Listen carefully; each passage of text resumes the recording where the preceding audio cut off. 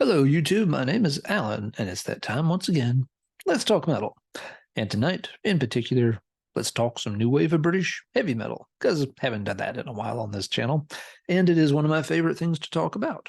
I'm going to show off a few obscure old singles, talk about them a little bit, play some clips, throw out a few tidbits of trivia about them. Might hear some cool stuff that you haven't heard before, and even if you don't like them, hey, at least you know what things not to spend your money on the next time you end up at a record show or see something interesting that has potential, but you're not sure exactly what it is when going through those used bins. Without further ado, let's look at tonight's first contestant. This is a band called Firebird. Kind of a generic name, but interestingly, if you type Firebird into Metal Archives, no band pops up. Metal Archives leaves out a lot of these early new wave of British heavy metal bands, so that doesn't surprise me. What does surprise me is that no other band has apparently ever actually used the name Firebird. That seems like such a heavy metal name. I would have expected at least 3 hits on the name, even if the current one I'm about to discuss wasn't involved. Anyway, Firebird recorded a single in 1979. I've seen that it got released in 1980, so I guess recorded late 79, released early 1980. It features the songs Change, and the flip side is Night Ride. Well, let's start out with a clip of the track Change. As usual, I may let the clip begin, but if it's a little draggy at the start, I might skip ahead a little bit to give you a better feel for what the song is like. So here is Change by, apparently, the only Firebird that exists anywhere in the heavy metal sphere.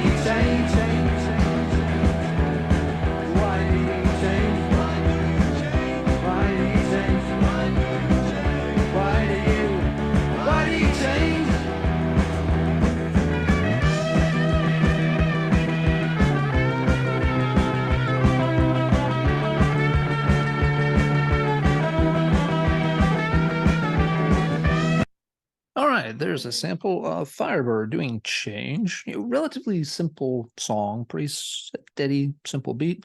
Pretty good guitar work there in the middle. Has those kind of bouncy organ, some kind of keyboard synthesizer thing going on, which definitely gives it kind of a dated 70s sound. It's not terrible. Before talking about Firebird just a little bit more, let's also check out a clip of the flip side. So this one is called Night Ride.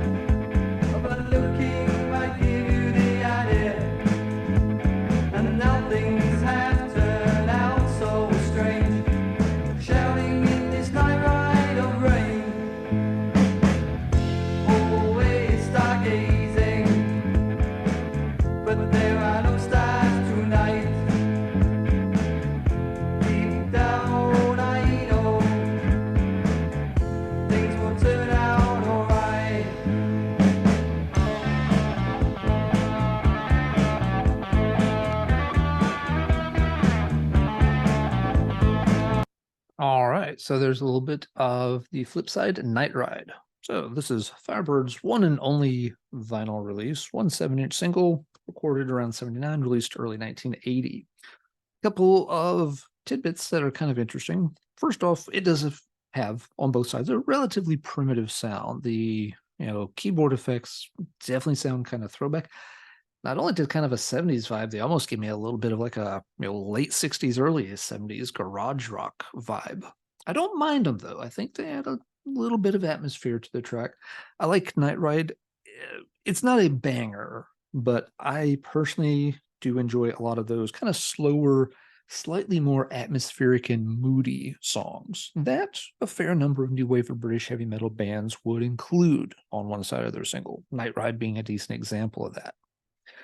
The single has a little claim to fame, reportedly recorded under the sort of mentorship of one Ian Gillan. Ian Gillan did a little production work here and there. I don't know, maybe one of these guys is his nephew or lived next door, or he, had a crush on one of their older sisters. I have no idea how they, landed Gillan to help with this, but yep, Gillan is credited with working on the Firebird single. The single also did technically come with a picture sleeve. The picture sleeve is incredibly rare. I've only seen one or two copies over time. My copy obviously does not have it. The picture sleeve, got a picture of it here to show you. It features an image of, kind of like, an old-time dancing cabaret girl, but slightly altered. Wait for it.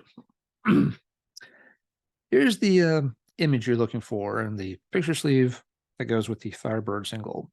So yeah, you get kind of the fancy sexy dancer, but altered to have a cartoon rat on for a head, to go along with the fact that it was on Rat Records. Some things just, and you just can't make any sense of them. Regardless, the single is relatively rare. And again, most copies you see are not going to have a picture sleeve with them. I see this come up from time to time on like eBay or Discogs. And it's often one of those kind of like, $50 to $100 price tags. I don't know if they sell very frequently or very quickly in that range. It's not considered one of the hallmark releases of the new wave of British heavy metal. But again, I kind of like it for what it is. Early, simple, a little moody, atmospheric, but personally, I can dig it. All right. Moving on to entry number 2 tonight. Here's a band that was a bit more prolific, called Seventh Son. This is their single from 1984. It pairs up the tracks Metal to the Moon, along with the Sound and Fury on the flip side. Play clips of these and we'll chat just a little bit about Seventh Son and a few interesting tidbits in their history. But let's begin with a clip of Metal to the Moon. 10, 9, 8, 7, ignition sequence started. All engines are started. We have ignition, 2, 1, 0. We have a liftoff. We have a liftoff, and it's lighting up the area. It's just like daylight here at Kennedy Space Center as the Saturn V is moving off the pad. It is now clear to tower.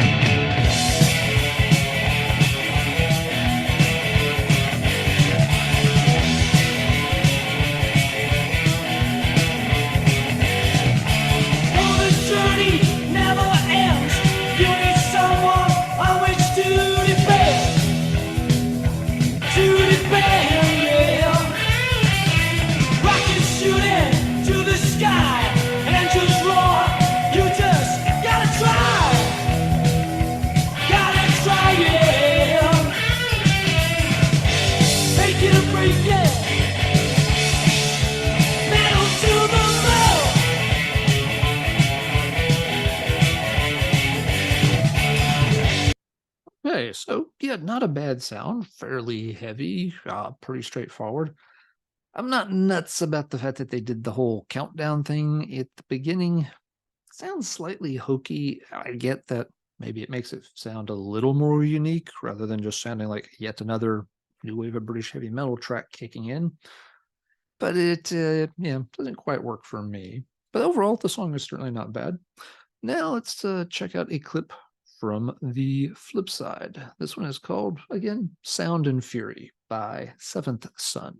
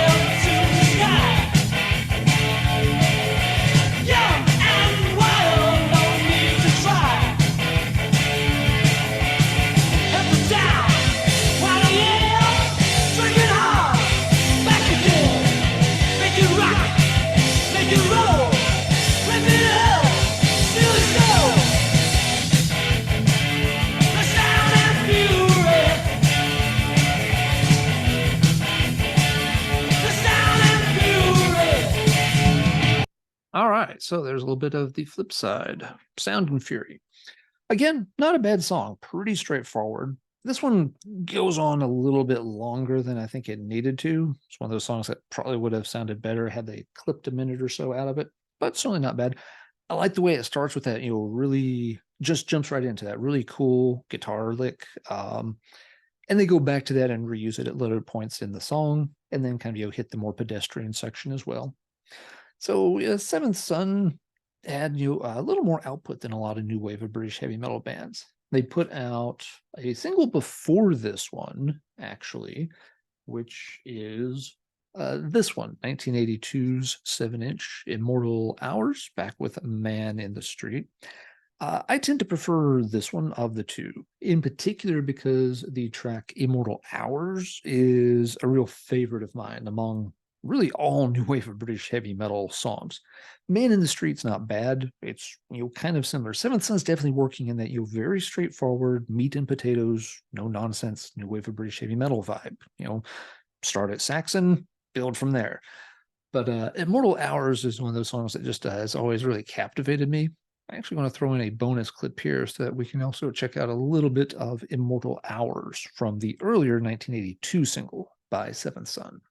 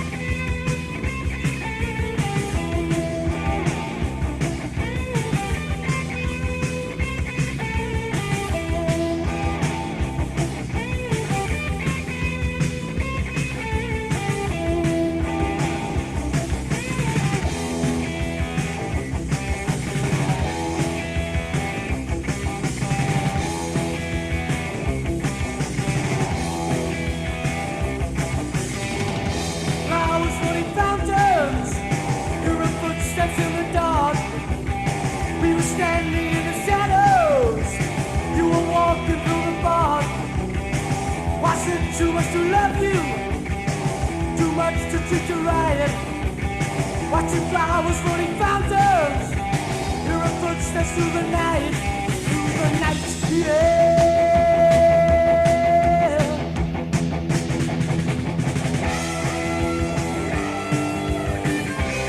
Steal your love away, steal your love away from me.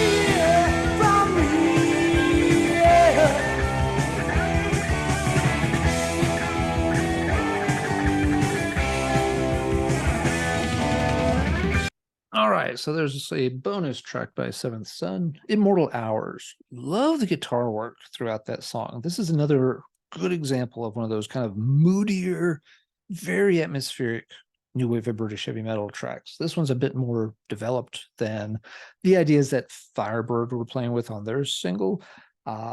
Gem of a song. Love the chorus too. Just, the way the guitars are just kind of trickling along. They almost have a slightly post-punk feel to them, the way he's playing throughout. Amazing track. Love that one to death.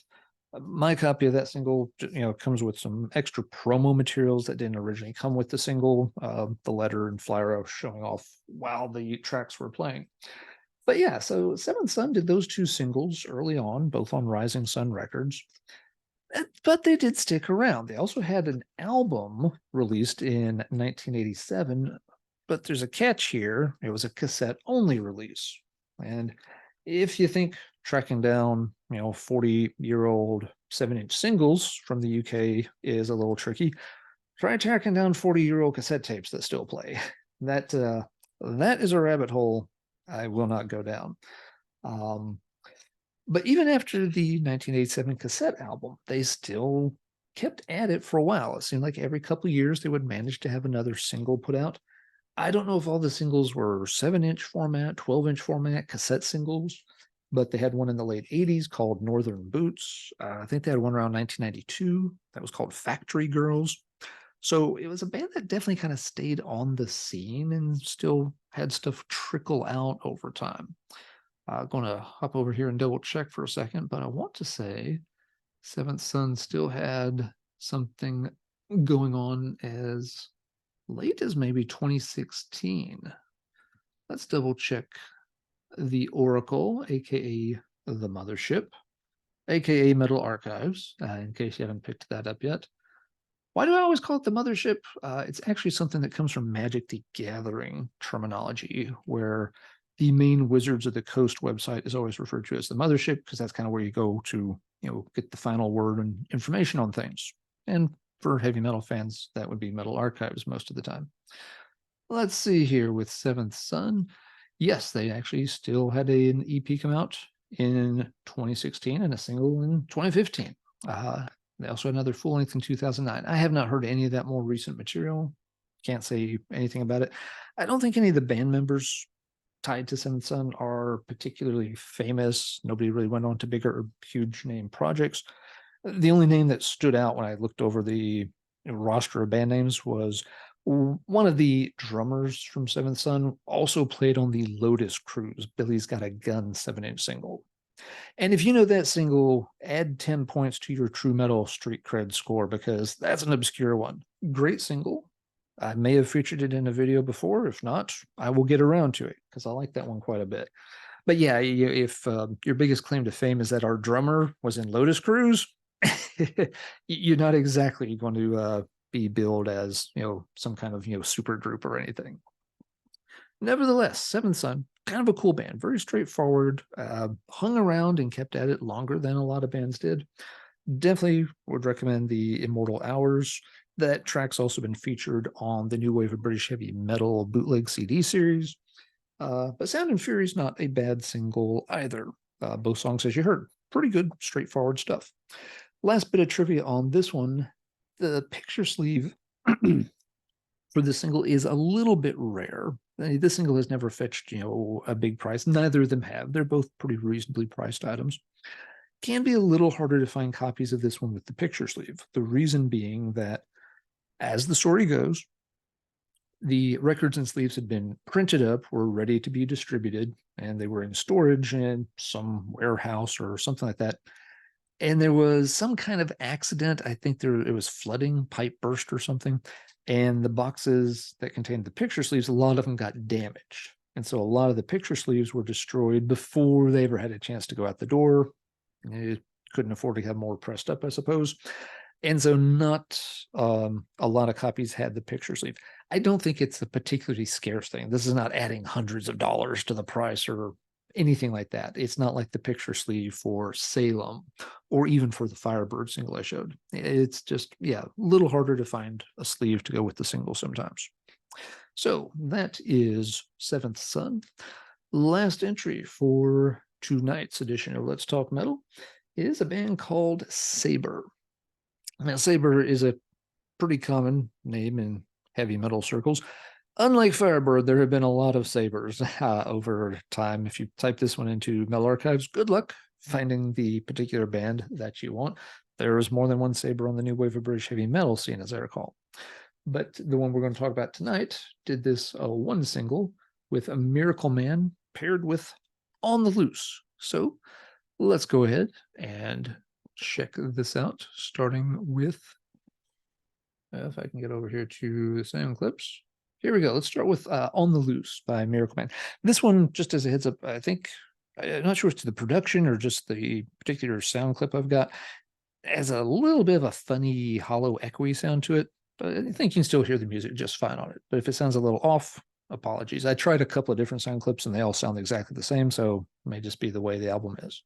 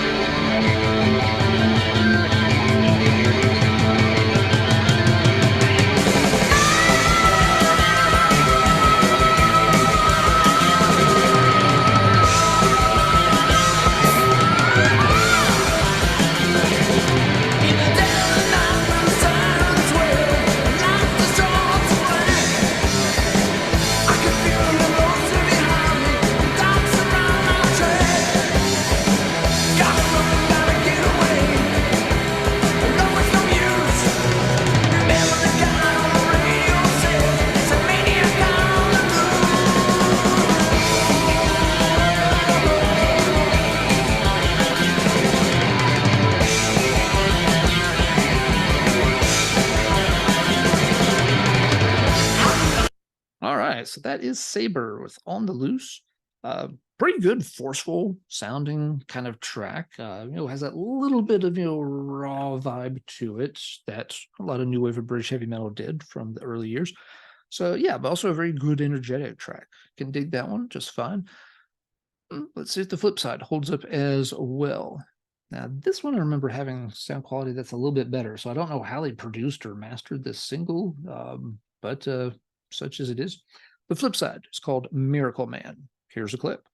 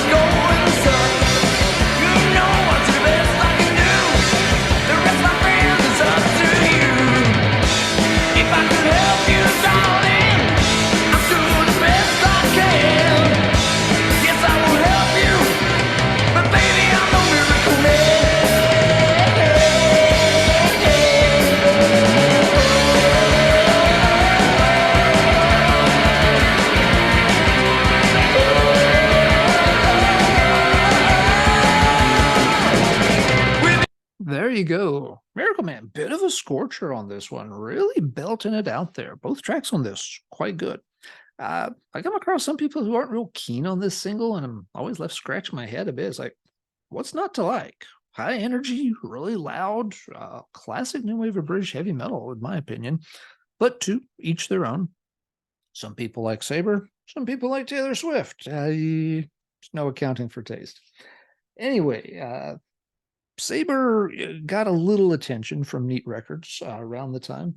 This one came out in 1983, so not the earliest years of new wave of British heavy metal, but not past its prime either.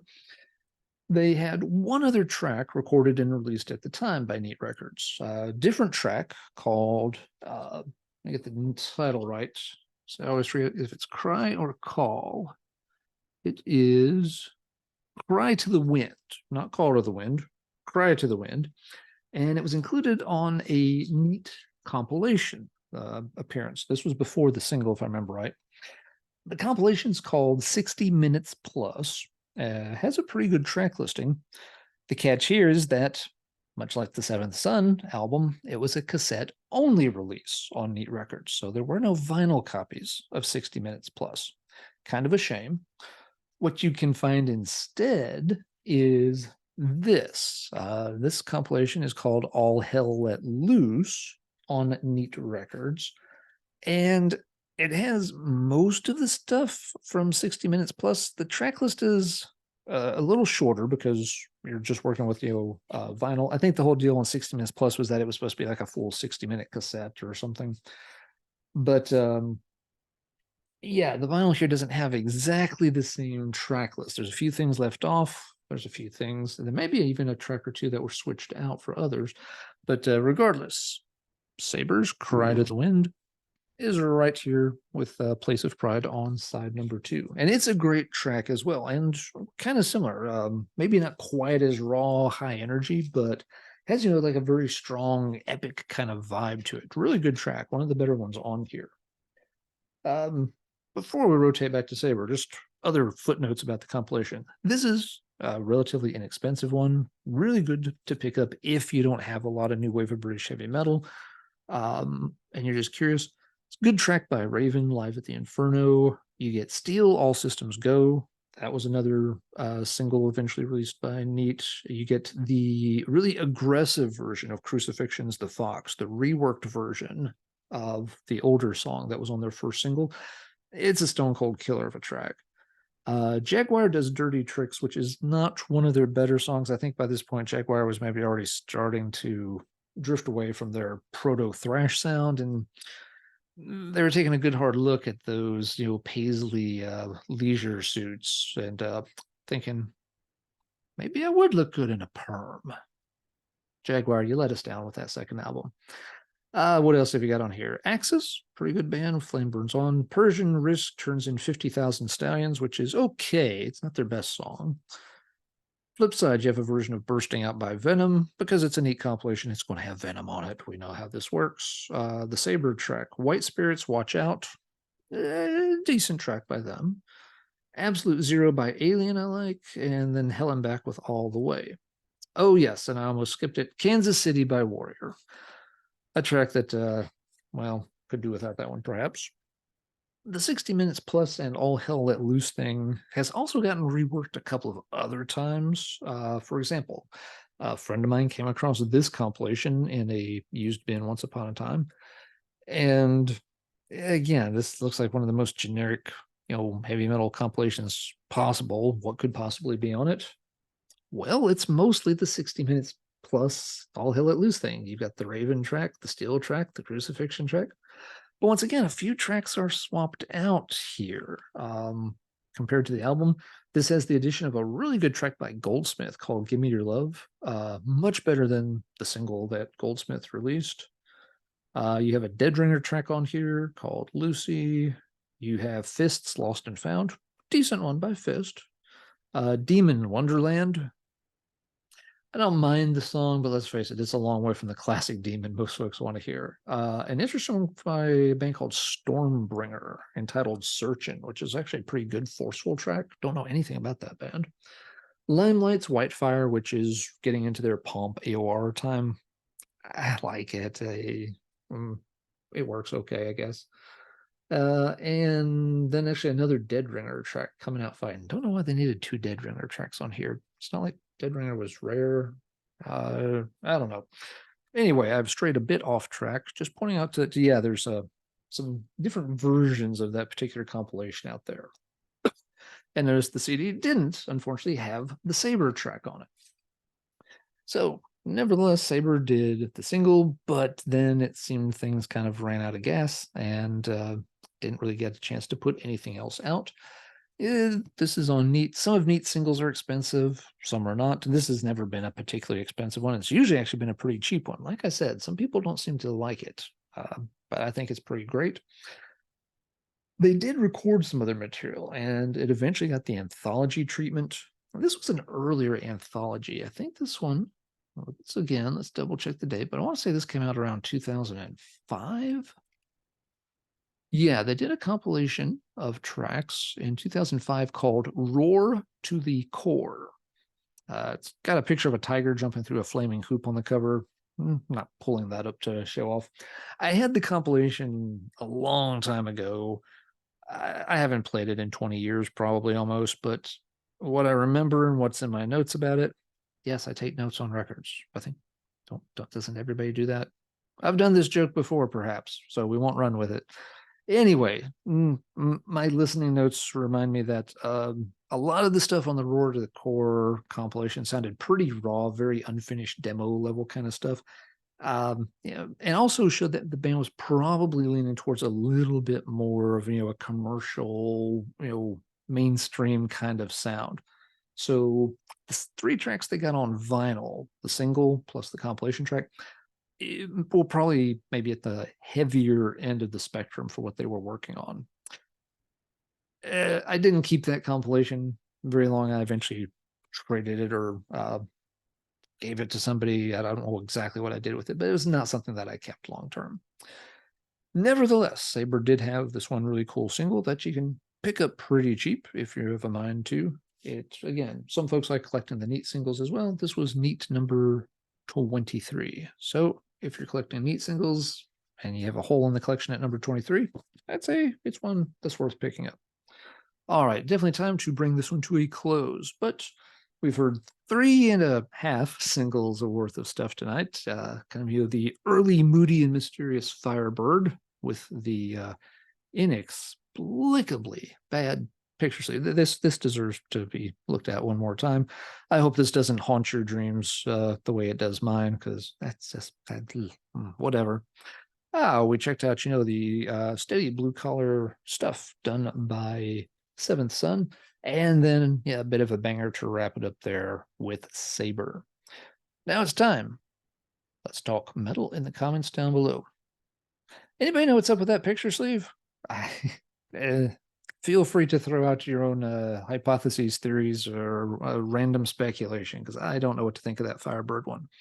Do you like those new wave of British heavy metal tracks that have that kind of little bit eerie, mysterious vibe about them, like Immortal Hours and like Night Ride by Firebird? Some people like those.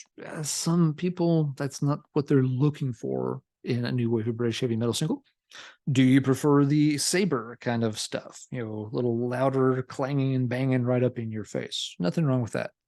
And do you have any other versions of that neat compilation that have yet another different track list to them? If so, please type the information down below so others can learn from it, enjoy your comments, and find stuff out. It helps me a lot. I learn a ton from the information that people put in the comments. Really grateful when people post that, because it really helps fill in the gaps in my knowledge. I don't know everything about this stuff, and I learn a ton from y'all, and hopefully you learn a few things from me and get a few laughs, get to hear a few clips of things that you're probably not going to see featured on a whole lot of other channels. With that said, time to shut her down for the night. Until next time, everybody, stay safe, take care, and as always, keep banging your head, even if it's a rat head.